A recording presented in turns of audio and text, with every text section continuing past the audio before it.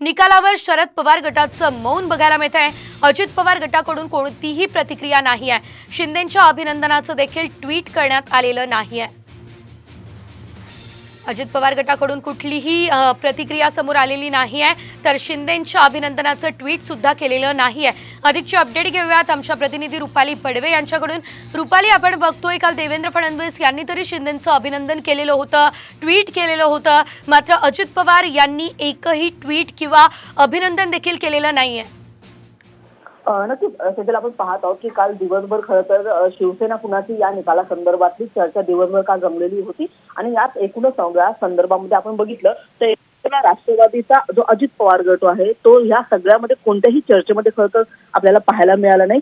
मग सकाळी खरं तर कॅबिनेट झाल्यानंतर सगळे जे राष्ट्रवादीचे मंत्री आहेत ते खरं तर मंत्रालयामध्ये आपापल्या विभागाचं काम करत होते, तर प्रदेशाध्यक्ष जे आहेत ते पक्ष कार्यालयामध्ये आपल्या पक्षाचं काम करताना पाहायला मिळाले होते। काल रात्री सुद्धा आपण बघितलं तर बराच वेळ निकालाचं वाचन सुरू होतं। एका बाजूला आपण बघितलं बाळासाहेब भवनामध्ये जल्लोष चालू होता, दुसऱ्या बाजूला शिवालयामध्ये निदर्शनं होत होती।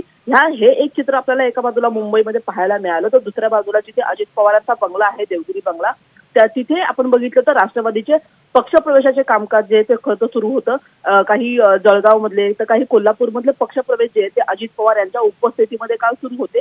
या दोन्ही घटना आपण पाहत आहोत, कारण की काल जशा पद्धतीने शिवसेनेचा निकाल लागलेला आहे तसं येत्या काही दिवसामध्ये राष्ट्रवादीच्या संदर्भातला जी सुनावणी ती सुद्धा विधानसभा अध्यक्ष राहुल नार्वेकर यांच्या उपस्थितीमध्ये खरं सुरू होणार आहे आणि त्याच्यामुळे कुठेतरी अजित पवार गटाकडून या सगळ्या प्रकरणामध्ये कुठेतरी मौन बाळगलं गेलं आहे का, अशी एक दबक्या आवाजात जी चर्चा आहे ती आता राजकीय वर्तुळात सुरू झाल्याचं पाहायला मिळत आहे।